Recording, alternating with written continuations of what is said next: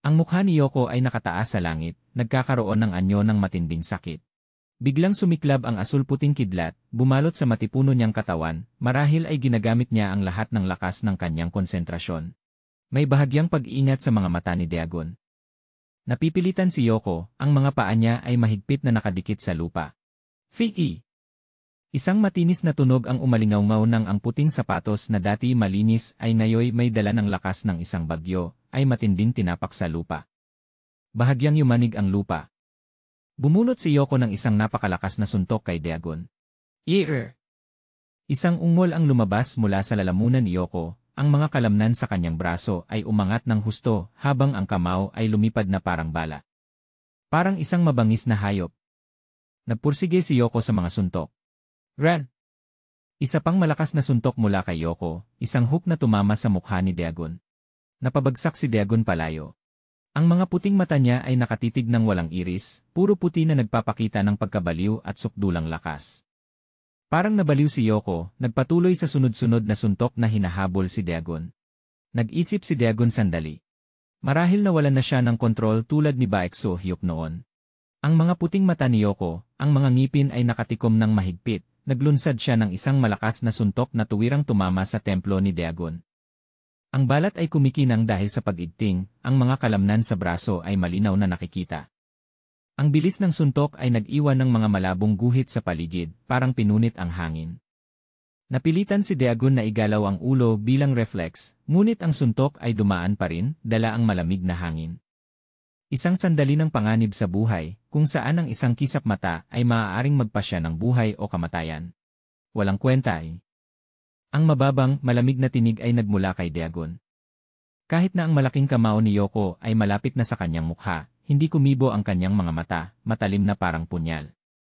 Nakita niya ang intensyon o naghahanda para sa isang biglaang kontra-atake. Ang nakakatakot na kalmadong ito ay nagtatago ng isang nakatagong lakas o pagtanggap sa kapalaran. Nagtagpo ang dalawang kamao sa hangin. Sa isang panig ay ang matitibay na kalamnan ni Yoko, sa kabilang panig ay ang mas maliit ngunit matibay na kamao ni Dagon. Walang malakas na pagsabog, tanging tahimik ngunit matinding puwersa ng pagtutol. Sinusubukan ang lakas ng dalawa. Isang pagsubok ng purong lakas at isang sandali upang tuklasin ang kalaban. Ipagpatuloy. Ang sinabi ni Dagon habang si Yoko ay naglunsad ng isang malakas na hook. Kahit na nagsasalita, nakapag-react si Dagon, yumuko upang iwasan ang suntok sa huling sandali. Dumaan ang suntok, nag-iwan ng malakas na malabong guhit. Kuf! Isang sigaw ng sakit ang lumabas mula kay Yoko. Matalim ang tingin ni Dagon pababa. Sa ibaba, pilit na bumabangon si Yoko matapos ang isang atake. Isa pang suntok ang inilabas ni Yoko sa tagiliran ni Dagon. Ngunit naabutan ito ni Dagon gamit ang kanyang kamay. Patuloy i-ran. Medyo nagulat at nag-inat si Dagon. Isang direktang suntok kasing bilis ng kidlat. Naglunsad si Dagon ng atake, ang buong katawan ay naglabas ng maputlang asul na hangin. Napilitan si Yoko na itaas ang kamay bilang reflex. Napakalakas ng puwersa na itinaas si Yoko palayo, ang mga guhit ng liwanag ay nagpapakita ng nakakatakot na lakas nito. Isang hook na tumama mula kay Yoko. Bumawi si Dagon ng suntok sa tiyan ni Yoko. Isang matinis na tunog ang umalingaw-ngaw ng ang kamao ni Yoko, kahit na pagod na, ay tumama pa rin sa mukha ni Dagon. Ksot! Natumba si Dagon, isang tuhod ang yumuko sa lupa, ang kabilang kamay ay sumusuporta. Mas malapit na tanawin, ang suntok ng siko ni Yoko ay tumama sa tiyan ni Dagon. Yumuko si Dagon, ang mukha ay nagpakita ng kirot. Si Yoko, na may matinding ekspresyon, ay inilaan ang buong lakas sa atake. Ang mga kalamnan sa braso niya ay malinaw na nagpapakita ng nakakatakot na lakas ng suntok. Nasa disadvantage si Dagon. Magkatapat ang dalawang mukha, halos maramdaman ang hininga ng isa't isa. Sapat din hindi Malakas ang boses ni Dagon, ang mga mata ay nagpapakita ng pagod ngunit puno ng determinasyon. Kahit na nasasaktan, tinitigan pa rin niya si Yoko ng diretsyo, may kakaibang ngiti sa labi.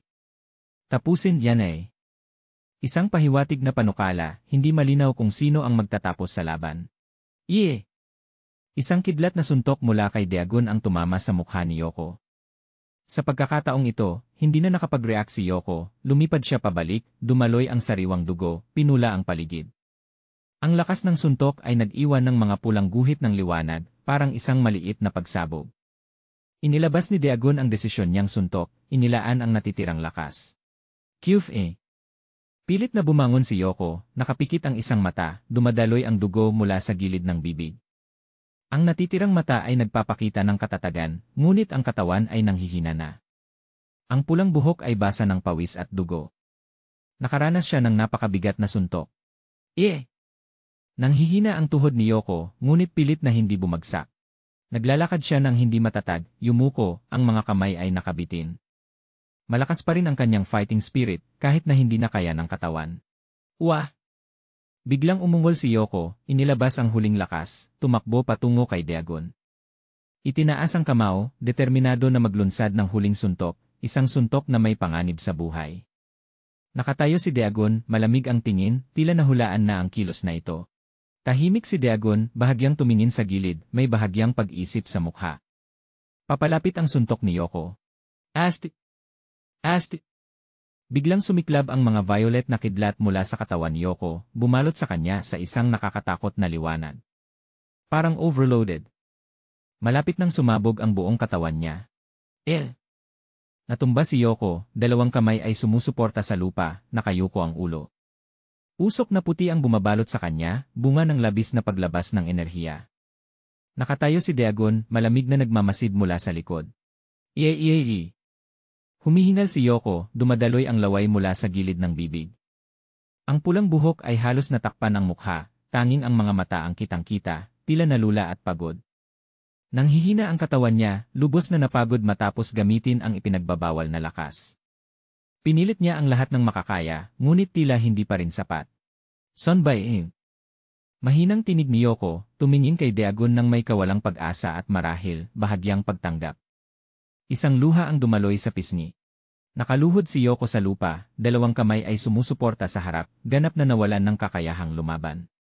Ang sapatos ni Dagon ay lumitaw sa tabi ng kanyang ulo, isang pahiwatig, isang paalala ng nagwagi. Ngayon, tulad ng ipinangako Malamig na tinig ni Dagon, walang emosyon. Lumiko si Dagon at umalis, iniwan si Yoko na nakaluhod. Nilamon ng dilim ng gabi ang paligid, tanging mahina na ilaw ng kalye ang nagliliwanag. Dahil walang pang pagpipilian. Ang hindi tapos na salita ni Dagon ay nagdagdag ng misteryo at tensyon. Huminto si Dagon, lumingon at hinarap si Yoko. May hawak siyang makapal na lubid, nakapulupot. Huwag mong maintindihan ng mali. Sabi niya, pantay ang tono. Iisang lubid. Napapailing si Yoko, hindi makapaniwala. Itinaas ni Dagon ang lubid sa harap ng kanyang bibig, malamig ang tingin. Anong balak Ngumiti si Dagon, kailangan nilang maging masunurin habang nakatali. Samantala sa aklatan. Biglang bumalik ang ilaw sa loob ng aklatan. Si Manho, marahil kaibigan ni Dagon at Yoko, ay sumusuporta sa isang kaibigan na tila shock. Si Jin-in. Salamat, hindi malaking bagay. Sabi ng babae, may ginhawa ang boses. Siguro nagka-brownout lang. Tugon ng lalaking. Biglang napansin ng lalaking may dilaw na buhok ang isang bagay. Naisip hindi inakita Dagon saan man. Tumingin siya sa paligid, may kaba ang mukha. Naguluhan din ang lalaking may pulang buhok. Tayo, tingnan niyo Isang boses ang narinig mula sa bintana. Tatlong lalaki, kabilang ang may pulang buhok at may dilaw na buhok, pati na rin ang isang mas matipuno na lalaki, ay nakatingin palabas ng bintana. Narito! Itinuro ng lalaking may dilaw na buhok. Siyan la Dagon? Tanong niya, puno ng pagtataka. Mula sa kanilang pananaw, nakatayo si Dagon sa malayong paradahan. Kasama niya si Yoko na nakaupo sa isang bench, nakayuko ang ulo. Tila siya Kumpirmasyon ng lalaking may pulang buhok. Taong iluay. Nag-aalangan siyang sabihin, hindi maintindihan ang nangyayari. Nakatali lubid. Nagkatinginan ang lalaking may pulang buhok at dilaw na buhok, may takot sa mukha. Mahigpit na nakatali si Yoko sa upuan. Dapat tayong tumingin. Maingat na suhestyon ng lalaking may dilaw na buhok. Lalong nagiging kakaiba at nakakabahala ang sitwasyon. Mabilis na tumakbo ang tatlong kaibigan, kasama ang babae, palabas ng aklatan patungo sa paradahan. Dumaan sila sa isang bulletin board, hindi napansin ang mga papel na nakapako dito. Ang kanilang kuryosidad at pag-aalala para sa mga kaibigan ay nangibabaw sa lahat. Dagon ay nakatayo sa isang sulok, tahimik na hinila pababa ang kanyang maskara. Ang kanyang mga mata ay malamig, hindi malinaw kung ano ang iniisip. Ano ba ang ginawa niya kay Yoko? At bakit niya siya tinali? Lalong lumalalim ang misteryo. Si Yoko ay mahigpit na nakatali sa isang kahoy na poste, may takip sa bibig. Ni. Sinubukan niyang gumawa ng tunog, ngunit walang silbi. Ang mga kalamnan sa kanyang mga braso ay kitang-kita, ngunit ang kawalan ng lakas ay malinaw sa bawat kilos niya. Ang lubid ay mahigpit na nakasakal, walang pagkakataon para makatakas. Namumula ang mukha ni Yoko, nagiging deformed dahil sa pagsisikap na makawala. Hiyup! Ang sigaw ay naipit sa kanyang lalamunan. Ang luha at pawis ay dumadaloy sa kanyang mga pisngi. Huminga si Yoko ng malalim, puno ng kawalang pag-asa ang boses niya. Hindi DNA kaya. Sabi niya kay Dagon na nakatayo sa tabi, may malamig na ekspresyon. Wala ni akong lakas. Ganap nang napagod si Yoko, pisikal man o mental. Nakatawid ang mga braso ni Dagon, nakatingin kay Yoko at kay Wubin na magkasamang nakatali sa isang bench sa paradahan. Gumising niya. Sabi ni Dagon, wow. Namumula ang mukha ni Yoko, nagiging deformed dahil sa pagsisikap na makawala. Hiyup! Ang sigaw ay naipit sa kanyang lalamunan. Ang luha at pawis ay dumadaloy sa kanyang mga pisngi. Huminga si Yoko ng malalim, puno ng kawalang pag-asa ang boses niya. Hindi DNA kaya. Sabi niya kay Dagon na nakatayo sa tabi, may malamig na ekspresyon. Wala ni akong lakas. Ganap nang napagod si Yoko, pisikal man o mental. Nakatawid ang mga braso ni Dagon, nakatingin kay Yoko at kay Wubin na magkasamang nakatali sa isang bench sa paradahan. Gumising niya. Sabi ni Dagon, walang emosyon ang tinig.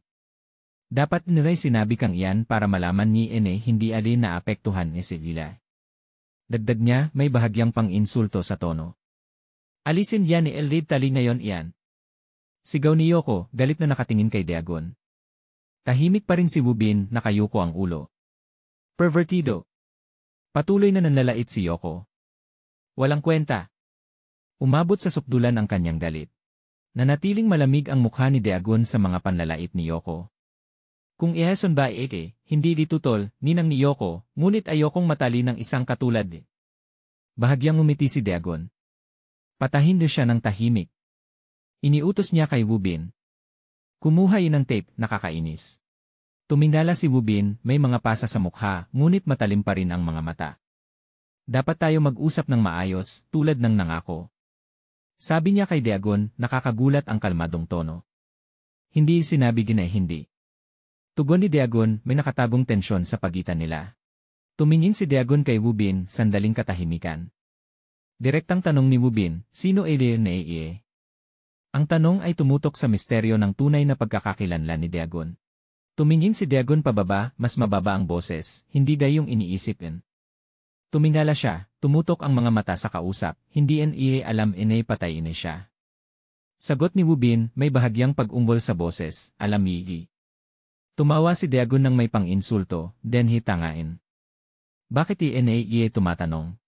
Tumayo ng tuwid si Dagon, mga kamay sa bulsa, kumpiyansa at medyo mayabang. Iyan dapat mong alam Lay. Tumingin siya kay Wubin, puno ng pahiwatig ang tinig, bakit liilay sinusunod, hindi kinaisip. Isang tanong na nagpapalalim ng kuryosidad at nagpapalakas ng misteryo ni Dagon. Tumingin si Wubin kay Dagon, nag-isip. Alam gumagaling club. Sabi niya. Kaya hinuhulang Kilay dahil sa laban ni Adri Baekahyo. Sinusubukan niyang pagsamahin ang mga pangyayari para malaman ang dahilan. Bahagyang tumango si Dagon. Tama si kalahati, mali ay kalahati. Ipinaliwanag niya, then club lay nagpasya ni iwanan yan ni Sangay Eldajon. Sandaling tumigil siya. Kaya, tumingin si Dagon ng diretsyo kay Wubin, matatag ang tinig, walang rason para sunodan Baekahyo. Ang pahayag na ito ay lalo pang nagpapalito sa tunay na layunin ni Dagon. Kung hindi dahil sa Mod Club, bakit niya ginawa ang lahat ng ito? Nagpatuloy si Dagon, na natiling misteryoso ang tono, Jay nag-iisa lang, sabi niya, malamig ang titig kay Wubin, walang kinalaman ni Elite Club. Tumigil siya, para mas tumimo ang kanyang mga sal. Tumingala si Dagon, seryoso ang mukha, habang nakatingin kay Wubin. Ebidensya. Isang salita lang ang sinabi niya, ngunit mabigat ang kahulugan. Nagulat si Wubin, ebidensya. Tumingin si Dagon kay Yoko, pagkatapos ay bumalik kay Wubin. Pareho kayo ng mekanismo ng pag-asimilar. Ipinaliwanag niya.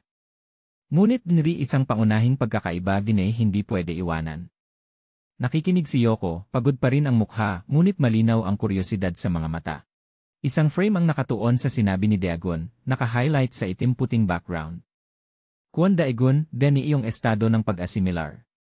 Naiwan ang salita, nagpapataas ng tensyon. Nakatayo si Dagon, matangkad at nakakadumina, nakatingin kay Wubin. Natutuhan ng natural. Ibinunyag niya ang isang mahalagang impormasyon. Ano ang kahulugan nito para kay Wubin at Yoko? Tumingin sina Wubin at Yoko kay Dagon, puno ng pag-iisip ang mga mukha. Kailangan kong kumpirmahin, dagdag ni Dagon, Yenay Venji, ganitong pangunahing pagkakaiba ay maaaring magdala ng maraming pagkakaiba. Pinag-uusapan niya ang pagkakaiba sa paraan ng paggising ng kakayahan sa pag-asimilar. Tumingin si Dagon kay Yoko, na nagpapakita ng kanyang kapangyarihan sa pag-asimilar sa isang malabong imahe sa likuran. Ginagamit in Ren E. Benji N.V. o anumang iyan para kopyahin yan pag-asimilar. Tinanong niya, may bahagyang pang-insulto sa tono. Simple lang enay kopyahin, Benny tinatawag enay li walang kahalagahan. Tumingin si Wubin kay Dagon, may ngiting mapanukso sa labi. Hindi inay kailangan pag-usapan yanji maling yon. Sabi niya. Dahil kung hindi nagkakaisa Benji isip katawan, hindi itawag inay ganap inay pag-asimilar. Tila nauunawaan niya ang sinasabi ni Dagon. Isang imahe ng utak na kumikislap ng asul, sumisimbolo sa pag-asimilar ng isip. Hindi lang pag-asimilar ng isip, ang boses ng tagapagsalaysay ay naririnig, nagpapakita ng ibang aspeto ng pag-asimilar. Isang imahe ng mga kalamnan na kumikislap din ng asul na kuryente. Kundi pag-asimilar ng katawan, hanggang kaya ng katawan na sundan yan gising ni utak. Dito tawag ganap pag-asimilar. Isang bagong definisyon ng kapangyarihan ang inilalahad, at tila si Dagon ay may ganitong uri ng lakas. Nagpatuloy ang paliwanag ni Dagon, pantay ang tono, ngunit puno ng kapangyarihan. Hanggang antas Venice paglipat ng impormasyon ng synapse niya ay hindi lang nangyayari nagbiwe. Hindi lang pag-asimilar ng isip, ang boses ng tagapagsalaysay ay naririnig, nagpapakita ng ibang aspeto ng pag-asimilar. Isang imahe ng mga kalamnan na kumikislap din ng asul na kuryente. Kundi pag-asimilar ng katawan, hanggang kaya ng katawan na sundan yan gising ni utak. Dito tawag ganap pag-asimilar. Isang bagong definisyon ng kapangyarihan ang inilalahad, at tila si Dagon ay may ganitong uri ng lakas. Nagpatuloy ang paliwanag ni Dagon, pantay ang tono, ngunit puno ng kapangyarihan. Hanggang antas Venice paglipat ng impormasyon ng synapse niya ay hindi lang nangyayari ay utak, binibigyang diin niya ang kahalagahan ng kumpletong koneksyon. Tumingin si Dagon kay Wubin, sa likod ay isang ilustrasyon ng katawan na may mga kumikislap na koneksyon ng nerbiyos. Kundi konektado ay buong katawan. Nagpatuloy siya. Teorya, ilo ay halos katulad ng iyong pag-asimilar. Isang direktang paghahambing, ngunit puno ng kahulugan. Tumayo ng tuwid si Dagon, nakatingin kay Wubin. Inilarawan na Veni estado ng pag-asimilar parang pag-akyat ay buhangin. Inulit niya ang sinabi ng kausap. Kahit hindi ba'y sigurado kung ay pagkakaiba ay paraan ng pagpapahayag o tunay damdamin. Ipinapakita ni Dagon ang pagdududa sa pagkaunawa ni Wubin. Tumingin si Wubin kay Dagon, may bahagyang hamon sa mukha. Amin, denhi pag-asimilar deri parang apoy. Sabi niya, nagbigay ng isa pang metapora. Tinatawag namin yan paggalaw papunta ay estado ng pag-asimilar pagpapasiklab ng apoy. Isang natatanging termino, nagpapakita ng pagkakaiba sa pananaw. Tumingin si Dagon kay Wubin, nagmamasid. Kuwan Dagon, tinawag niya ang kalaban ng diretsyo, nakita benhi tanawin bago ay makarating sa pag-asimilar. Nagbigay siya ng tanong na nagpapaisip. Kahit mainit tulad ng apoy malapit dahil sumiklab. Isang imahe ni Dagon na may puting mga mata, ngipin na nakasara ng mahigpit, sumisimbolo sa estado bago ang pagpapasiklab. Sa ibaba ay ang batang may asul na buhok, marahil si Park Hee-jun, na nakangiti. Ngunit hindi Ryan totong nagsisiklab. Nagpatuloy si Dagon. Iyan denzi mangyayari kung hindi isang spark na masindiyag sandaling yon. Isang dramatikong tanong. Isang spark ang sumiklab at naging isang makulay na fireworks sa gabi. Ngumiti si Woo-bin, isang iting mayabang at medyo mapanukso. Tama yan, tulad ng kahulugan ng salita, pagpapasiklab. Tiniyak niya. Nagtinginan si Yoko at Dagon, tensyon ang hangin. Iyan sandali ng pagpapasiklab, dagdag ni Woo-bin, may pang-akit sa boses, dito mararanasan yan pag-asimilar. Sinusubukan niyang kumbinsihin o ipaliwanag ang isang bagay kay Yoko at Dagon. Tumingin si Woo-bin kay Dagon, matalim ang mga mata. Siyempre, hindi iti maaaring mangyari kung wala kang malalim din pag-unawa sa pag-asimilar. Sabi niya. Iyan taong nagawa niyan Iniwan niyang nakabitin ang salita, nagpapalakas ng kuryosidad. Isang imahe ng ibang lalaki, si Park Hee-jun, na nagmamaneho, may malamig at nakatutok na mukha. Park Hee-jun. Inihayag ni Woo-bin ang pangalan. Sino si Park Hee-jun? At ano ang papel niya sa kwento? Lalong lumalalim ang misteryo. Tumingin si Dagon pababa, may malalim na pag-isip nang marinig ang pangalang Park Hee-jun. Tila ang pangalang ito ay nagbabalik ng isang bagay sa kanya, o sinusubukan niyang suriin ang impormasyong natan. Nagpatuloy si Woo-bin sa pagpapaliwanag, sa likod ay mga malabong larawan ng mga taong gumamit ng mod club noon. Lee Club noon, sabi niya, noong ginamit bilang isang pampagising, nagsimula ang paliwanag tungkol sa pinagmulan at kalikasan ng mod club. Larawan ng isang lalaking may kalamnan, nakatalikod, sumisimbolo sa estado ng peking paggising. Noong lahat lay maaaring maabot peking estado ng paggising. Dagdag ni Woo-bin. Noon, siya lamang, Park Hee-jun, denzi makakamit ng pagkakaisa ng katawan. Ipinapakita nito na si Park Hee-jun ay isang natatanging kaso. Nagpatuloy ang paliwanag sa itim na background. Dahil nasa kanya katulad din estado ng pagkakaisa ng isip, unti-unting lumilinaw ang dahilan ng pagiging espesyal ni Park Hee-jun. Larawan ni Park Hee-jun na may puting mga mata, mukha na may mga peklat, na nagpapakita ng estado ng perpektong pagkakaisa. Maaari ring maranasan Baki, marahil ay ibang pangalan ni Park Hee-jun o isang kaugnay na tao, his pakiramdam sa estado ng perpektong pagkakaisa, dagdag ni Woo-bin. Nasa puti at itim na background ang mga salita. Pamamagitan ng karanasan pag-unawag ni iyon, ibinunyag ang proseso ng pagtuklas ng pagsindi. Larawan ng nagliliwanag na utak na may isang tableta sa itaas, sumisimbolo sa pagtuklas ng pagsindi. Nakatuklas siya ng paraan para sindihin Hindi lamang espesyal si Park Hee-jun, kundi isang tagapanguna. Tumingin si Woo-bin kay Dagon at Yoko, may babalang tono. Bibigyan kita ng babala. Sabi niya kay Dagon. Sinasabi papababagi hindi Inulit niya ang sinabi ni Dagon noon. Nakatayo si Dagon, nakikinig sa babala. Kung papababari, patuloy ni Woo-bin, may kahulugan ang tinig. Kitang-kita ang seryosong mukha ni Woo-bin. Isipin wala nang asahan Binalaan niya si Dagon. Nagkakamali alin ng malaki. Ang babalang ito ay tila tumutukoy sa kayabangan o kulang na pag-unawa ni Dagon tungkol sa pagkakaisa. Tumingin si Dagon kay Woo-bin, nananatiling malamig ang mukha. Kahit dari espesyal sabi ni Woo-bin, para ang maaari mong sindihin ng hindi kailangan ng pagsindi, inamin niya ang kakaibang katangian ni Dagon, ngunit may nais pang sabihin. Nagpatuloy si Woo-bin, sa likod ay mga anino ng mga posibleng kaaway. Yan pagsindigaw ay hindi espesyal. Tiniyak niya. Hindi nasa.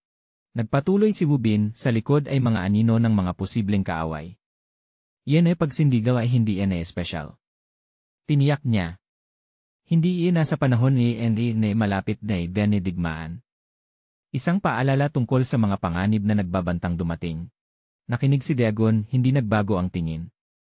Dapat mong palakihin yan sindi ng apoy muna, payo ni Woo-bin, kung ayaw mong lamunin. Isang estratehikong payo na may kasamang banta. Tumingin si Woo-bin kay Dagon, puno ng kahulugan ang mga mata. Pagpapatunay special vendi apoy sabi niya, susunod Inilagay ang prioridad at tila kailangan pang maging mas malakas si Dagon. Vroom ni. Umalinggaw ang tunog ng makina ng kotse. Isang puting sports car na may pulang convertible na bubong ang bumilis sa gabi, umiikot ang mga gulong. Sino ang nagmamaneho ng sasakyan? At saan sila patungo? Huminto ang kotse sa harap ng isang gusali na may karatulang Igaption Orphanage. Nananatiling nakabukas ang ilaw sa likod ng sasakyan. Ano ang kaugnayan ng lugar na ito sa kwento? Nakatayo si Dagon sa harap ng gusali ng ampunan, tumitingala. Malamang narinig ng kaunti, isang tinig ang sumagot, marahil si Wubin, na pinakawalan na o kasama ni Dagon, dan lugar yaiye.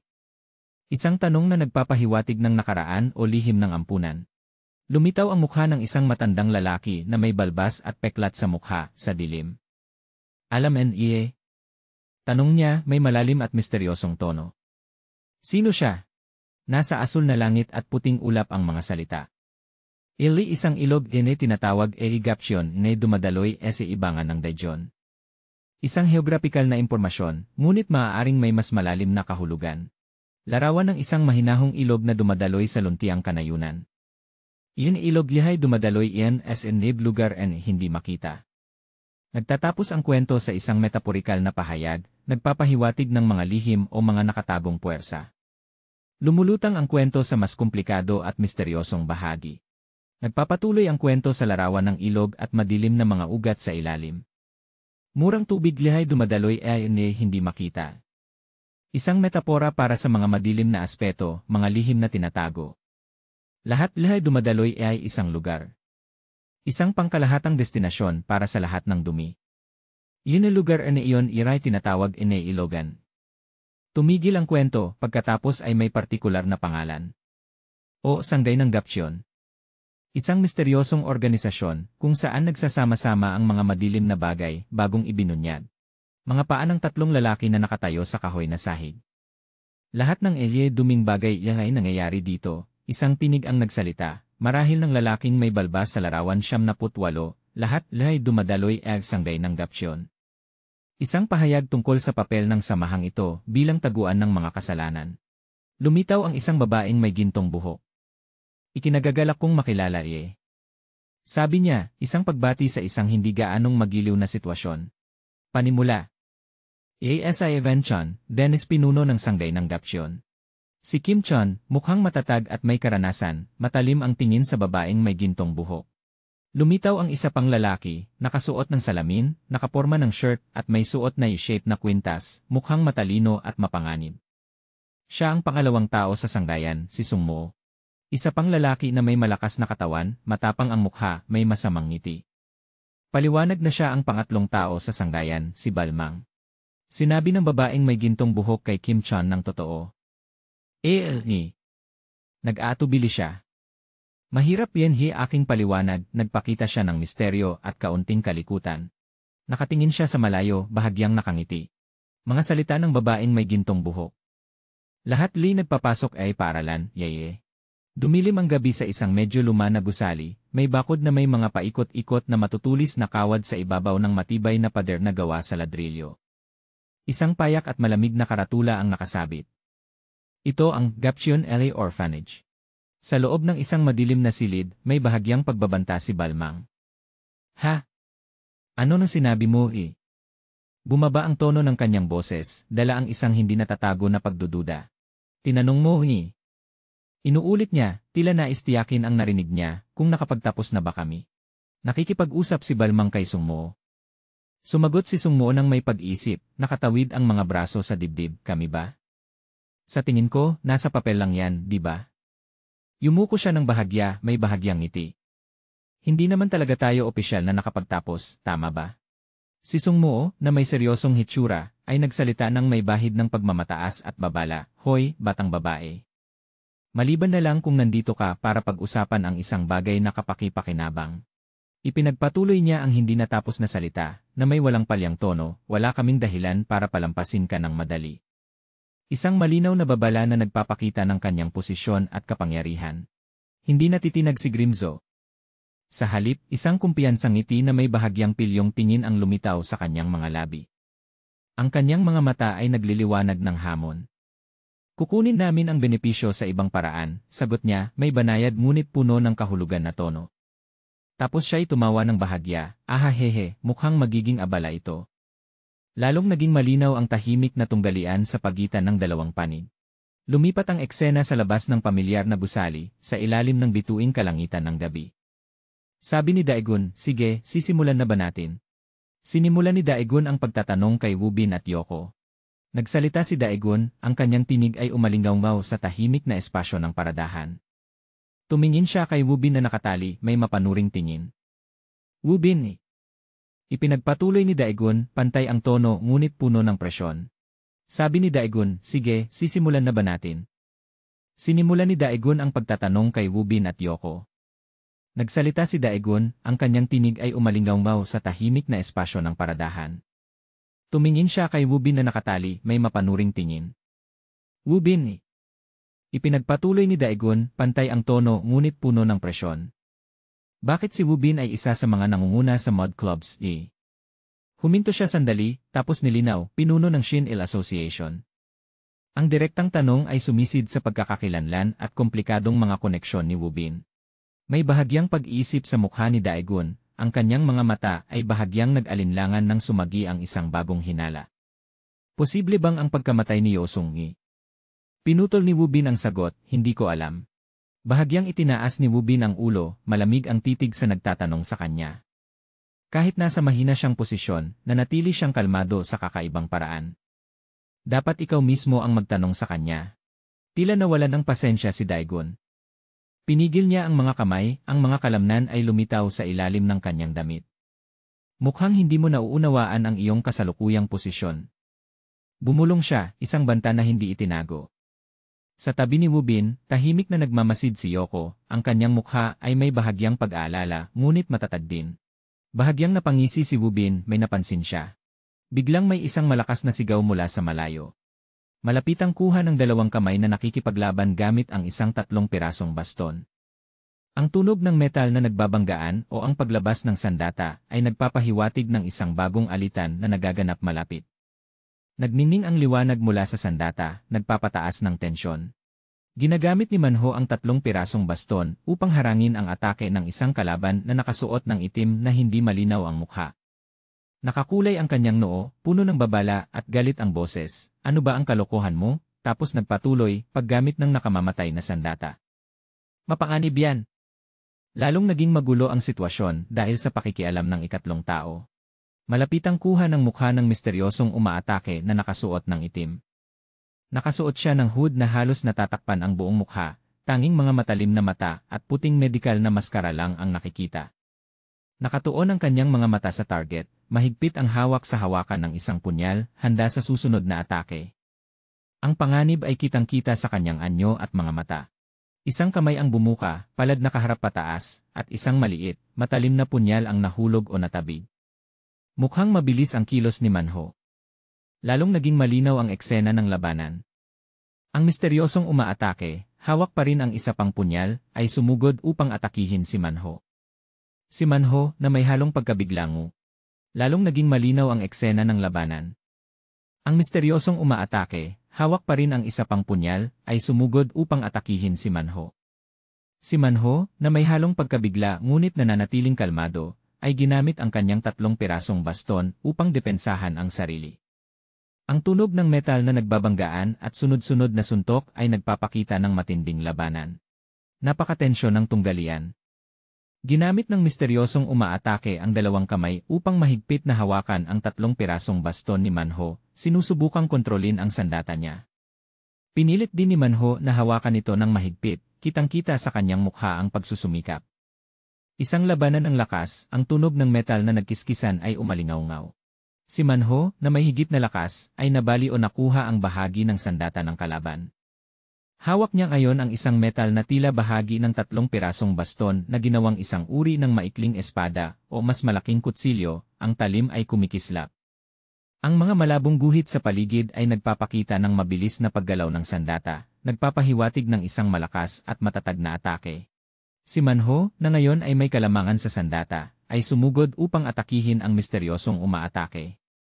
Malakas niyang inihampas ang sandata, lumilikha ng mga malabong guhit na hugis arko. Ang misteryosong umaatake, kahit na nawala ng bahagi ng sandata, ay patuloy na umiwas at naghahanap ng pagkakataon na makabawi, mahigpit pa rin ang hawak sa natitirang punyal. Mabilis ang mga hakbang at sunod-sunod na mga suntok. Umiurong ang misteryosong umaatake, pinananatili ang distansya kay Manho. Sa likod ni Manho, may lumitaw na grupo ng mga tao, tila mga kasamahan o tauhan niya. Binubuo sila ng isang binatang may blonde na buhok, isang matipunong lalaki, at dalawang babaeng estudyante na nakauniporme, kabilang si Jiin. Lahat sila ay alerto at handang lumaban. Tumingin ang bagong grupo sa misteryosong umaatake nang may pagkabigla at pagsusuri. Nakatayo si Manho sa unahan, hawak ang dalawang bahagi ng sandata na hiwalay, hindi inaalis ang tingin sa kalaban. May isang tao sa grupo ang nagsalita sa pamamagitan ng speech bubble, sino ba yang tao? Ang biglaang pagdating at kilos ng estranghero ay nagdulot ng kalituhan sa lahat. Dalawang miyembro ng grupo ni Manho, ang binatang may blonde na buhok at ang lalaking may peklat sa mukha, ay nag-usap ng may pagkabigla at galit. Isang random na pag-atake ba yan? Sigaw ng blonde na lalaki.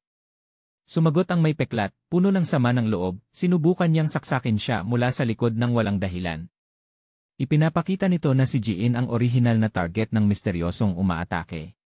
Isang babaeng estudyante na may maikling kayumangging buhok, nakasuot ng salamin, na may bahagyang takot sa mukha, ay lumingon kay Jiin at nagtanong, ayos ka lang ba, Jiin?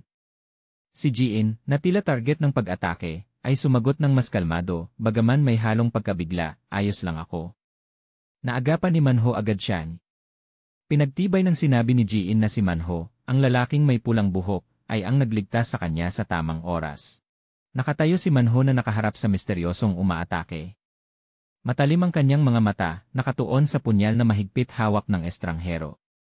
Ang punyal ay may propesyonal na disenyo, ang talim ay kumikislap na sumasalamin sa malabong ilaw ng paradahan, na nagpapakita na hindi ito isang karaniwang sandata. Nanatiling kalmado ngunit alerto si Manho. Nagsalita si Manho, mababa at puno ng pagsusuri ang boses. Ang punyal na iyon ay modelo Lera 06 ng Microtap. Nakilala niya ang espesyal na sandata, na lalo pang nagpapalalim sa misteryo ng misteryosong umaatake. Sabihin na lang nating isang random na pag-atake niya. Ipinagpatuloy ni Manho, hindi inaalis ang tingin sa kalaban, sigurado akong siya ay sinanay at may background. Ipinapakita ng mga salitang ito na maseryoso ang sitwasyon kaysa sa isang karaniwang gulo. Malapitang kuha ng mukha ng misteryosong umaatake. Ang kanyang mga mata ay bahagyang nakasipit, nagpapakita ng panganib at determinasyon. Patuloy ang mga salitang iniisip o sinasabi ni Manho sa speech bubble, hindi lang iyon, ang estilo ng kanyang pakikipaglaban ay Ang hindi natapos na pangungusap ay lalo pang nagpapataas ng kuryosidad at tensyon tungkol sa kakayahan at tunay na pagkatao ng taong ito. Bahagyang kumilos ang misteryosong umaatake, naghahanda sa susunod na kilos. Hindi kumikibo ang kanyang mga mata, kitang-kita ang matinding konsentrasyon. Bigla, sumugod ang misteryosong umaatake kay Jiin, ang orihinal niyang target. Napakabilis ng kanyang paggalaw, nag-iwan ng malabong guhit. Natigilan si Jiin, hindi pa nakapag-react sa biglaang kilos na ito. Malapitang kuha ng mukha ni Jiin. Buka ang mga mata niya, kitang-kita ang labis na takot at pagkabigla nang makita na muling tinatarget siya ng misteryosong umaatake. Isang malaking tandang padamdam ang lumitaw, na nagpapatingkad sa panganib na malapit na. Nang halos maabot na ng misteryosong umaatake si Jiin, isang anino ang biglang sumugod. Siya si Daegun. Naglunsad siya ng isang malakas na mataas na sipa, tumama sa papalapit na misteryosong umaatake. Napalipad sa hangin ang umaatake dahil sa sipa. Bumagsak ng buong lakas sa lupa ang umaatake pagkatapos ng matinding sipa. Dahan-dahang bumagsak si Daegun, na natiling nasa posisyon ng pag-atake, handa sa mga susunod na pangyayari. Mula sa lugar kung saan bumagsak ang umaatake, kumalat ang mga itim na linya ng bilis, na nagpapakita ng lakas ng tama. Napalipad ng malayo ang umaatake, tumama sa mga karton at gamit sa paligid, na nagdulot ng kaguluhan. Napalipad ang kutsilyo niya. Si Daegun, na may itim na buhok at malamig na tingin, ay nakatayo sa malayo, nakamasid. Nakatayo si Daegun sa tabi ni Jiin, na tila hindi pa rin makapaniwala. Tumingin siya sa naitabang umaatake, walang kahit anong ekspresyon sa mukha. Tumingin si Jiin sa kanya nang may pagkagulat at marahil ay may bahagyang pasasalamat. Lumabas ang boses ni Daegun, ano ba yang taong yan? Hindi lang ito tanong para kay Jiin kundi parang tanong din sa sarili, na nagpapakita na ang paglitaw at kilos ng misteryosong umaatake ay nananatiling misteryo para sa lahat. Matapos ang matinding sipa, pilit na bumangon ang umaatake. Sumandal siya sa lupa gamit ang dalawang kamay, nakayuko ang ulo, nanginginig ang buong katawan dahil sa sakit at marahil sa pagkatalo. Halos natakpan ng hood ang mukha niya, ngunit mararamdaman ang pagod at marahil galit na unti-unting sumisiklab. Malapitan ang mukha ng misteryosong umaatake habang dahan-dahang itinaas niya ang ulo. Kahit nakasuot ng maskara, ang mga mata niya ay nagliliyab ng galit at hindi pagsuko. Isang patak ng pawis ang dumaloy sa kanyang templo. Tila sinusuri niya muli ang sitwasyon at nagha. Malapitan ang mukha ng misteryosong umaatake habang dahan-dahang itinaas niya ang ulo. Kahit nakasuot ng maskara, ang mga mata niya ay nagliliyab ng galit at hindi pagsuko. Isang patak ng pawis ang dumaloy sa kanyang templo. Tila sinusuri niya muli ang sitwasyon at naghahanap ng paraan para makatakas o ipagpatuloy ang misyon. Tumingin si Jiin sa misteryosong umaatake nang may pagkagulat at bahagyang pagkilala. Lumitaw ang malaking tandang padamdam at tandang pananong sa ibabaw ng ulo niya. Sandali lang, sabi niya, na parang may naalala o may duda na biglang sumagi sa isip. Nakatayo si Daegun sa tabi, tumingin rin sa kanya ng may kuryosidad. Tumingin si Jiin diretsyo sa misteryosong umaatake, malalaking mga mata, bahagyang nanginginig ang boses ngunit puno ng pagdududa. Baka ikaw ay Naputol ang sinabi niya, ngunit malinaw na may napansin siya o may kaugnayan siya sa estrangherong ito na hindi alam ng iba. Habang nakatuon pa ang lahat kay Jiin at sa kanyang mga salita, ginamit ng misteryosong umaatake ang pagkakataon. Bigla siyang tumayo, kasing bilis ng hangin, tumalon sa pader na malapit. Sumigaw ang binatang may blonde na buhok sa grupo ni Manho, tumakas siya. Nasilayan ng ilaw ng poste ang likod niya habang siya ay nawala sa dilim. Tumingin si Daegun kay Manho, kitang-kita ang kalituhan at bahagyang inis. Anong nangyayari dito? Tanong niya. Sumagot si Manho na may halong pagkabigla, bigla siyang umatake. Hindi ko alam kung sino siya o bakit. Ang biglaang engkwentro na mabilis ding nagtapos ay nagdulot ng pagkalito sa dalawang makapangyarihang lalaki. Matapos ang sandaling pag-iisip, binago ni Manho ang usapan. Tumingin siya kay Daegun, seryosong tanong, pero yung usapan natin, natapos mo na ba? Ang tanong ay tumutukoy sa pagdakip kina Woo-bin at Yoko, na nagpapahiwatig na maaaring alam o hinuhulaan ni Manho ang layunin ni Daegun. Lumingon si Daegun sa lugar kung saan unang nakatali sina Woo-bin at Yoko. Ngunit ngayon, tanging mga pira-pirasong tali na putol ang natira sa lupa. Napangisi siya na unawaan ang nangyari. Nakakataka sila sa maikling panahon na yon, bulong niya, may bahagyang pagkadismaya. Lumitaw ang logo ng Ingrimzo sa itaas, marahil ay nagpapahiwatig ng pakikialam o koneksyon ni Grimzo. Nakatayo si Manho sa tabi ni Daegun, pareho silang tumingin sa mga natirang tali. Sabi ni Daegun na may pag-iisip at bahagyang pagkilala, sila yung mga yon mula noon di ba? Ipinapakita ng pahayag na ito na may mga alitan o nakaraang engkwentro sila ni Woo-bin at ng kanyang grupo. Ang binatang may blonde na buhok at ang matipunong lalaki sa grupo ni Manho ay nakatayo malapit, puno ng pagkalito at pagkabahala. Hinawakan ng blonde na lalaki ang ulo niya, sumigaw, ano ba talaga ang mga yan? At ano iyang nangyari kanina? Umiling naman ang matipunong lalaki, hindi ko na maintindihan kung ano ang nangyayari. Ang sunod-sunod na kaguluhan ay nagdulot ng ganap na pagkalito sa kanila. Nakatayo mag-isa si Daegun, kitang-kita ang pagkadismaya at pag-isip sa mukha. Tumingin siya sa malayo, marahil iniisip ang mga nangyari. Hindi ako nakakuha ng mahalagang impormasyon tungkol kay Woo-bin. Bulong niya, puno ng panghihinayang. Hindi rin ako sigurado kung magkakaroon pa ako ng pagkakataon sa hinaharap. Ang sandaling kawalan ng magagawa ay lumitaw sa mukha ng gwapong ngunit malamig na lalaki. Bumaling si Daegun, naging mas determinado ang tingin. Nakatayo si Jiin sa likuran, tumitingin sa kanya ng may kuryosidad. Pero ang pinakamahalaga ngayon ay sabi ni Daegun, puno ng determinasyon, ay tapusin si Ginoo Lee Sem. Lumipat ang eksena sa isang mas matandang babae, nakasuot ng salamin, na tila si Ginoo Lee Sem, na may hindi nasisiyahang ekspresyon. Ipinagpatuloy ni Daegun ang kanyang iniisip, naging seryoso ang mukha, hindi ko inasahan na aabot siya sa ganitong punto. Ipinapakita nito na may mas malaking labanan na naghihintay, na may kinalaman sa isang makapangyarihang tao. Malapitan ang screen ng telepono ni Daegun. Isang serye ng mga missed call o mensahe mula sa telepono ni Ginoo Lee Same ang lumilitaw. Pinapatibay nito ang tensyon at marahil ay isang krisis na nangyayari sa pagitan ni Daegun at ng Ginoo.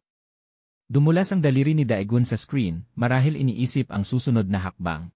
Tumingin si Daegun sa grupo ni Manho, kabilang si Ji-in at ang binatang may blonde na buhok. Nagbigay siya ng senyas, kalmado ang boses ngunit may pag-ingat, pumasok muna tayong lahat. Pumikit siya at tumingin sa paligid, saka nagdagdag, hindi pa tayo dapat magbaba ng gwardiya. Kahit tumakas na ang misteryosong umaatake, at nakatakas na si Wu Bin, tila nananatiling banta ang panganib. Kinuha ng babaeng may kayumangging buhok at salamin ang telepono. Tatawag ako sa tatay ko para sunduin tayo, sabi niya, saka tumingin kay Ji-in, Ji-in, dapat sumama ka niya. Bago pa siya makapagsabi ng buo, pumasok si Daegun, matatag ang boses, kasama niya ako. Tumingin siya ng diretsyo kay Ji-in, ang tingin ay hindi nagpapahintulot ng pagtanggi. Nagulat si Ji-in at ang kaibigan niya sa matatag na desisyon na yon. Lumapit si Manho, inilagay ang kamay sa balikat ni Daegun, pinipigilan siya. Daegun, sandali lang sabi ni Manho, may bahagyang pagdududa at pagtutol. Lumitaw ang malaking tandang pananong sa tabi ng ulo ni Daegun, lumingon siya kay Manho nang may pagkagulat at marahil bahagyang inis sa pakikialam. Ang grupo sa likuran ay interesado ring nanonood. Nag-usap ng pribado si Daegun at Manho sa isang sulok, nagbulungan. Tumingin ang binatang may blonde na buhok mula sa malayo, puno ng kuryosidad at tanong, ano kaya ang pinag-uusapan nila? Ang bulong ay nagpapahiwatig ng isang mahalagang pribadong palitan. Malapitan ang usapan ni Manho at Daegun. Ipinaliwanag ni Manho, itinaas ang isang hintuturo, gumagamit ako ng espesyal na teknik na nagpapahintulot sa akin na makita ang dalawang target ng sabay. Nagpatuloy siya ng may kumpiyansa, tinatawag itong mata krus. Nakinig si Daegun, hindi masyadong nagpapakita ng emosyon. Dagdag ni Manho, isa sa mga kakayahan ng teknik na ito ay kaya kong subaybayan ang dalawang target. Sagot ni Daegun ng parang walang pakialam, ano naman kung ganoon? Biglang naging seryoso at bahagyang emosyonal si Manho. Lumaki ang mga mata niya, binigyang diin ang salita, pero pagdating sa pag-ibig, hindi pwedeng magkaroon ng dalawang target. Ang biglaang pahayag na puno ng damdamin ay nagulat si Daegun. Tila tinutukoy ni Manho ang isang personal na sitwasyon, maaaring may kinalaman kay Ji-in o sa ibang babae. Tumingin si Daegun kay Manho, kalmado ngunit determinado ang boses, pakinggan mo ito ng mabuti. Kahit ano paman, mahina ngunit may kahulugan niyang hinawakan ang kwelyo ni Manho, wala akong balak gamitin ang mata krus. Hindi mo kailangang mag-alala. Tumingin si Manho sa kanya, tila may kaunting pagdududa pa rin. Pinagtibay ni Daegun, magagamit mo ito sa isang laban. Pinutol siya ni Manho, ngunit maikli ang sagot ni Daegun, hindi. Ang tahimik na tensyon sa pagitan ng dalawang lalaking ito ay lalong naging malinaw, hindi lamang dahil sa mga nangyaring pangyayari kundi pati na rin sa mga komplikadong personal na issue. Biglang lumipat ang eksena sa pintuan ng EC and Vingaption sa gabi na nabanggit na sa larawan 3, ikalawang set. Muling lumitaw ang pader na gawa sa ladrilyo, bakod na may matutulis na kawad, at ang lumang plaka ng pangalan, na nagpapahiwatig ng isang misteryoso at marahil madilim na atmosfera. Tila mahalaga ang lugar na ito sa buong kwento, maaaring pinagmulan ng maraming tauhan o mga pangyayari sa nakaraan. Sa loob ng isang silid, marahil isang silid-aralan, nakatayo si Grimzo sa harap ng isang itim na pisara. Sa pisara ay may guhit ng isang diagram na parang laro ng hagdan na may mga haligi na A, G, C at mga numero 1, 2, 3. Itinuro niya ang diagram na may masiglang boses, halika. Lahat kayo ay nakapaglaro na ng hagdan, di ba? Ang kumpiyansang mukha at mapaglarong ngiti niya ay nagpapakita na naghahanda siyang ipaliwanag o ipakita ang isang mahalagang bagay. Ipinagpatuloy ni Grimzo ang kanyang lektura, itinuro ang panimulang punto sa hagdang diagram. Sige, magsimula tayo dito, sabi niya masigla ang tono. Saan kaya ito titigil? Walang laman dito, walang laman dito. Sa ibabang frame, nakaupo si Balmang na nakikinig ng may kasiyahan at bahagyang pangungutya. Guro kitang-kita naman na numero 3 yan, madali lang ba ito? Hindi naguluhan si Grimzo sa puna. Umiti siya, itinaas ang isang daliri. 0 puntos, anya, pagkatapos ay nagtanong ng may hamon, sobrang dali ba? Tila nais niyang dalhin ang mga tagapakinig sa isang mas malalim na konklusyon mula sa isang tila simpleng halimbawa. Lumipat ang frame sa larawan ng isang komplikadong daan na may ilaw na parang isang maze o isang prediction na chart. Ang tinig ni Grimzo ay umalingaw-ngaw, sa totoo lang kahit hindi natin kailangang sundan ang bawat landas, kaya pa rin nating hulaan ang resulta. Ipinapakita nito na pinag-uusapan niya ang kakayahan sa paghuhusga at pag-unawa sa mga bagay. Lumingon si Grimzo sa mga manonood, tumingin sa mga lalaking nakaupo sa silid-aralan. Ganito ito, sa pamamagitan ng pagkolekta ng mga kasalukuyang impormasyon, paliwanag niya, habang hawak pa rin ang posisyon sa pagtuturo at pagtukoy kung ano ang mangyayari sa hinaharap. Malapitan ang mukha ni Grimzo, matalim at puno ng kumpiyansa ang mga mata. Matapos niyang tapusin, mariing sinabi niya, ito ay tinatawag na malayong pananaw. Ang mahalagang konseptong ito ay tila pangunahing paksa ng lektura. Lumitaw ang isang ilustrasyon, isang sinaunang tao na may sibat, nakatayo sa isang patay na mammoth, sa malayo ay isang saber-toothed tiger. Nagpatuloy ang paliwanag ni Grimzo, mas umunlad ang malayong pananaw ng tao kumpara sa ibang hayop. Dahil dito, nakatayo tayo sa tuktok ng food chain, kahit na mas malakas ang ilang mandaragit kaysa sa atin. Ginamit ang araling pangkasaysayan upang bigyang diin ang kahalagahan ng kakayahang maghula. Hawak ni Grimzo ang isang flashlight, pinapailaw ang dilim, may misteryoso at mausisang ekspresyon sa mukha. Pero alam niyo ba, tanong niya, na naglalayong makahuli ng atensyon? Na may mga nilalang na may malayong pananaw na katulad ng atin. Binubuksan ng tanong na ito ang isang bagong direksyon ng pag-iisip na nagmumungkahi ng mga kalaban o ibang puwersa na may ganitong espesyal na kakayahan. Lumitaw ang isa pang ilustrasyon, ngayon ay isang sinaunang lalaki na may makapal na balbas at matipuno, na may ligaw at malakas na mukha. Nagpatuloy ang tinig ni Grimzo, nagpapaliwanag tungkol sa mga misteryosong nilalang na iyon, hindi lang iyon, mayroon silang lakas na higit pa sa atin, mga tao. Ipinapakita nito na ang mga nilalang na iyon ay hindi lang matalino kundi napakalakas din. Bumalik si Grimzo sa harap ng mga tao sa silid, nakaposisyon ang mga kamay sa balakang, may hamon ang mga mata. Pero ano sa tingin niyo ang nangyari sa huli? Tanong niya, naghihintay ng tugon. Lumingon si Balmang, tila nag-isip o ayaw direktang sumagot. Ang lalaking naninigarilyo ay nagsalita. May madilim siyang buhok, matulis ang mukha, nakasuot ng itim na shirt na nagpapakita ng kanyang mga kalamnan, at may suot na kwintas na may pendant na hugis pangil o kuko. Kumuha siya ng sigarilyo mula sa pulang pakete. Ang pinakamalakas ang nakaliligtas, survival of the fittest, sabi niya, mababa at may bahagyang walang pakialam na tono. Lahat ng lahi na katulad natin ay nawala na, maliban sa atin, ang kanyang mga salita, ay naglalaman ng isang malupit at matapang na katotohanan ng natural na batas. Biglang yumuko si Balmang, may ekspresyong pagod. Bigla na lang akong naiinip, sigaw niya, pagkatapos ay biglang nagbago ng usapan ng walang kwenta. Kwento mo naman sa amin ang tungkol sa unang halik mo. Nilusaw ng aksyong ito ang seryosong atmosfera ng lektura, na marahil ay nagulat ang iba. Bahagyang nagkunot noo si Grimzo sa pagkaistorbo, ngunit mabilis na bumalik sa pagiging propesyonal. Sige na, pansamantalang ititigil muna natin ang pagpapakilala, sabi niya, seryoso ang tono. Tara na sa pangunahing paksa. Hindi niya hinayaan na maapektuhan siya ng mga biro. Tumingin si Grimzo ng diretsyo sa mga nakikinig, sina Balmang, ang lalaking naninigarilyo, at Sungmoo. Sige, kung maaari, nagbigay siya ng matapang na hipotesis, kung makakamit natin ang malayong pananaw na lampas pa sa hangganan ng kasalukuyang tao. Ano ang gagawin niyo? Direktang sinusubok ng tanong ang kanilang pag-isip at ambisyon. Si Sungmoo, na nanatiling seryoso mula sa simula, ay nagsalita ng may pagdududa.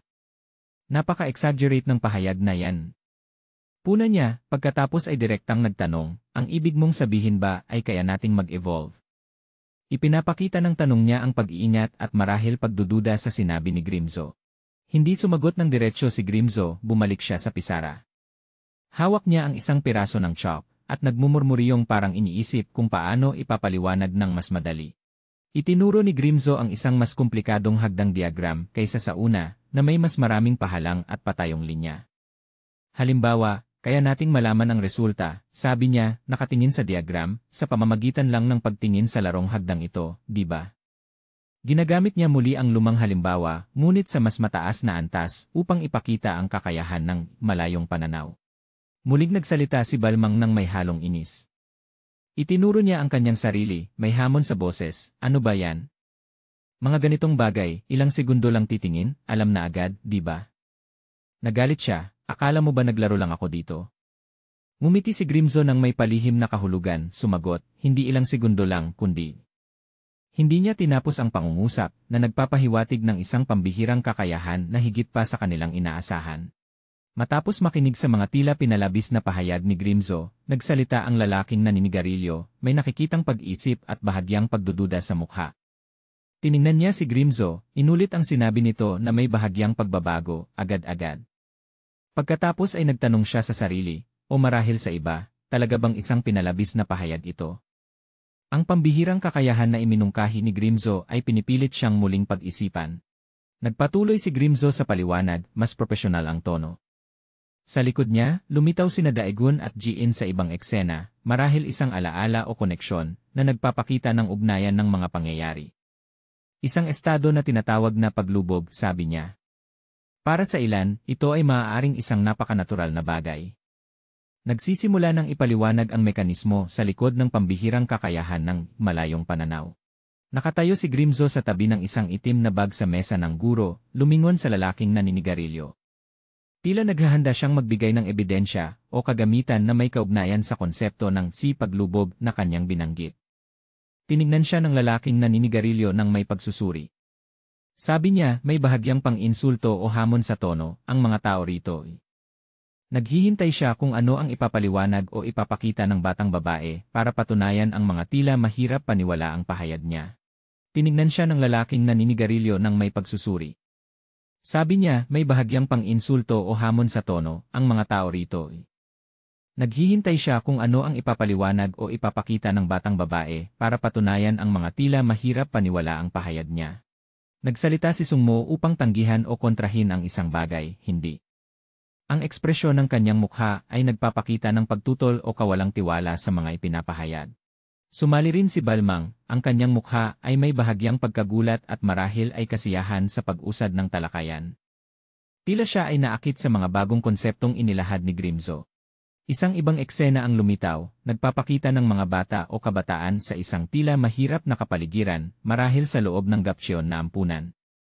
Nakaupo sila sa mga simpleng bunk beds, may mga mukha ng pagod at pagtanggap sa kalagayan.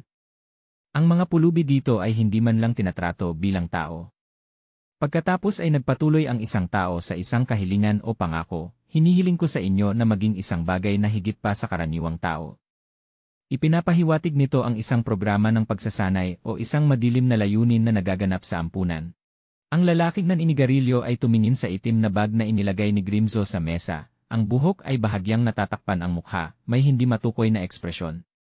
Tila naghihintay o nag-isip siya tungkol sa mga ilalabas mula sa bag na yon.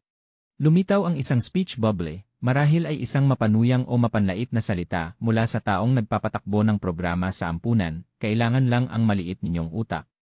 Ang pahayag na ito ay nagpapakita ng paghamak sa mga bata at ang layuning pagsamantalahan ang kanilang kakayahan.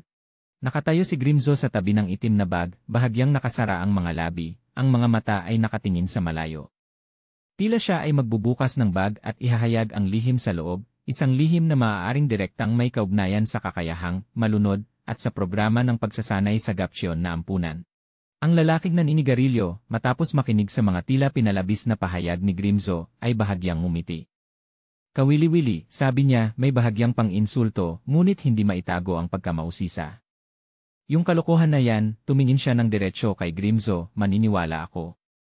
Tila ang sinabi ni Grimzo, gaano man ito kahirap paniwalaan, ay nagdulot ng interes o pagkilala mula sa kanya. Biglang lumipat ang eksena sa isang puting marangyang sasakyan na mabilis na tumatakbo sa gabi. Ang malakas na tunog ng makina at bilis ng sasakyan ay nagpapahiwatig ng pagbabago ng lugar o isang kasabay na kwento. Sa loob ng sasakyan, ang hangin ay tila puno ng tensyon at pagod. Nakaupo si Woo Bin sa likurang upuan, si Yoko ay nasa tabi niya, maingat na nag-aalaga. Ang driver ay may medyo magulong buhok, nakasuot ng lila na kamiseta sa ilalim ng madilim na Amerikana. Tinanong ni Yoko si Woo Bin nang may pag-aalala, Panginoon, kumusta ang katawan mo? Si Woo Bin, na may mukha pa ring maputla at may sakit, ay sumagot, mahirap na kahit kumilos. Malinaw na ang nakaraang laban ay nagdulot ng matinding pinsala sa kanya. Maputla at may sakit, ay sumagot, mahirap na kahit kumilos.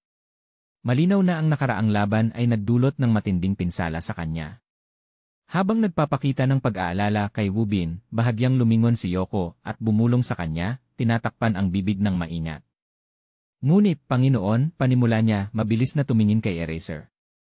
Ang bulong ay nagpapahiwatig ng isang lihim na pag-uusap. Bakit?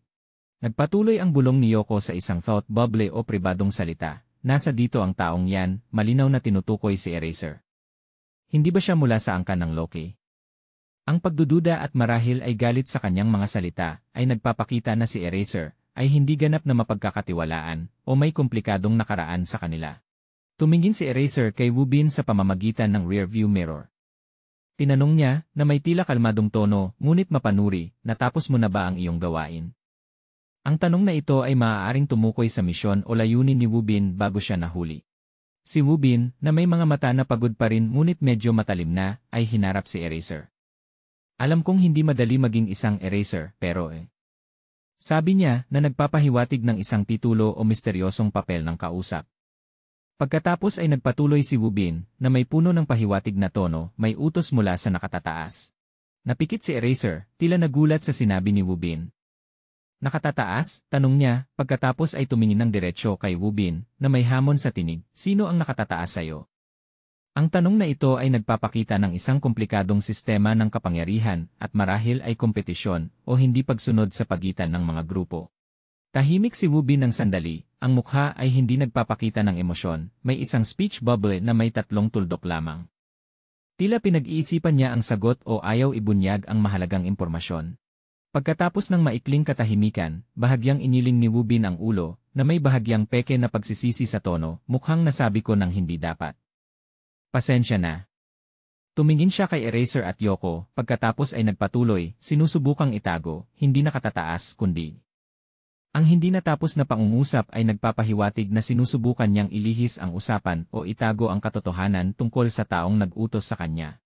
Pagkatapos marinig ang pagtatangka ni Wubin na itago ang katotohanan, bahagyang lumapit si Yoko sa kanya, na may malambing ngunit malinaw na tinig, ito ay isang mensahe mula sa aming branch chief. Lumingon si Wubin sa kanya, may bahagyang pagkagulat sa mga mata. Nagpatuloy siya, na parang nagkukumpirma, branch chief ng Loki. Muling nabanggit ang pangalang Loki, na nagpapahiwatig ng isang mahalagang tauhan na may kapangyarihan sa kanilang organisasyon, at marahil siya ang nakatataas, na hindi sinasadyang nabanggit ni Wubin. Si Eraser, na may hitsurang parang artista ngunit matalim ang mga mata, ay naghatid ng nilalaman ng mensahe o utos mula kay Loki, na may kalmadong tono ngunit opisyal na anunsyo, ang mga Eraser, mula ngayon, ay pamamahalaan ng South Seal Branch. Ito ay isang mahalagang impormasyon na nagpapakita ng pagbabago sa istruktura ng organisasyon o isang bagong paghahati ng kapangyarihan. Nang marinig ang utos na ito, labis na nagalit at nagreklamo si Wubin. Naggangalit siya, ang mga mata ay puno ng pagtutol. Anong klaseng kalokohan yan, gago? Sumpa niya na may halatang paghamak. Hindi nakatali ang mga Eraser sa kahit anong branch. Ang kanyang mga salita ay nagpapakita na ang mga Eraser ay may espesyal na posisyon, gumagana ng independyente, at hindi nasasakupan ng mga karaniwang branch. Ang bagong utos na ito ay malinaw na salungat sa patakarang iyon. Matapos ang matinding pagtutol ni Wubin, ang hangin sa loob ng sasakyan ay naging nakakakilabot na tahimik.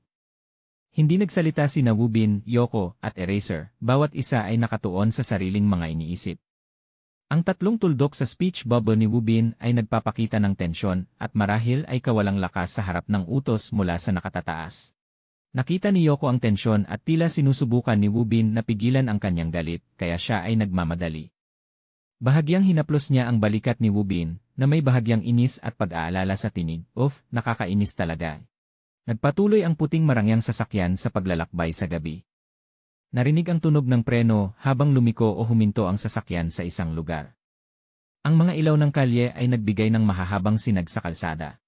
Lumitaw ang isang speech bubble mula kay Wubin, ngunit hindi malinaw kung sino ang kausap niya o kung nag-isip lang siya. Paano naman si Tombao? Ang pangalang Tombao ay binanggit na nagpapahiwatig ng isa pang tauhan na may kaugnayan sa kasalukuyang sitwasyon o isang misyon. Ang kanyang mga mata ay nakatingin sa malayo, malalim sa pag-isip. Ang mga sugat sa mukha at pagod na anyo ay naroon pa rin, ngunit ang determinasyon at marahil ang mga komplikadong plano ay makikita sa kanyang mga mata. Ang anggulo mula sa likuran ay nagpapakita ng tatlo sa loob ng sasakyan, si Eraser ay nakatuon sa pagmamaneho, sina Woo-bin at Yoko ay nakaupo sa likurang upuan. Ang hangin ay nananatiling tensyonado, at ang mga lihim tungkol sa organisasyon, sa mga Eraser, at sa misteryosong tauhang Tombaw ay hindi pa nalilinaw. Sa paglalakbay na ito sa gabi, tila dinadala sila sa mga pagsubok at mahihirap na desisyon. Napansin ni Woo-bin ang gilid ng driver. May hawak itong isang sandata. Malapitan ang mukha ni Woo-bin. Ang kanyang mga mata ay matalim, nakatingin ng diretsyo sa harap na may determinasyon ngunit alerto rin. Ang gasgas sa pisngi at mga dark circles sa ilalim ng mga mata ay nagpapakita ng pagod at tuloy-tuloy na mga laban, ngunit ang kanyang kalooban ay tila hindi bumabagsak. Isang maliit na hiringgilya, puno ng isang hindi malinaw na likido, ay nakahulog sa sahig ng sasakyan, sa ilalim ng paa ng isang tao. Biglang lumingon si Eraser, ang mukha ay nagpapakita ng pagkabaliw at kasamaan. Ang kanyang mga mata ay nakapikit ng malaki, ang bibig ay ngumiti ng mabagsik, na lubos na naiba sa kanyang dating hitsura na parang artista at kalmado. Upo si Woo-bin sa likod, ang mukha ay nananatiling malamig, ngunit marahil ay napansin na niya ang biglaang pagbabago at panganib mula sa driver. Mata ay nakapikit ng malaki, ang bibig ay ngumiti ng mabagsik, na lubos na naiba sa kanyang dating hitsura na parang artista at kalmado. Upo si Woo-bin sa likod, ang mukha ay nananatiling malamig, ngunit marahil ay napansin na niya ang biglaang pagbabago at panganib mula sa driver. Ang eksena sa loob ng sasakyan ay naging lubhang magulo. Si Eraser, na may baliw na ngiti, ay hawak ngayon ang isang martilyo at malakas na inihampas ito pabalik. Isang iba pa, marahil ay isang kasabwat na nagtatago na mula pa noon o bagong lumitaw, ay sumasalakay rin mula sa harapang upuan gamit ang isa pang martilyo. Si Woo-bin at Yoko sa likod ay ganap na naging biktima ng biglaang at marahas na pag-ataking ito. Ang harapang salamin ay tila nabasag na, at ang mga piraso nito ay lumilipad-lipad, na lalo pang nagpapalala sa kaguluhan at panganib ng sitwasyon.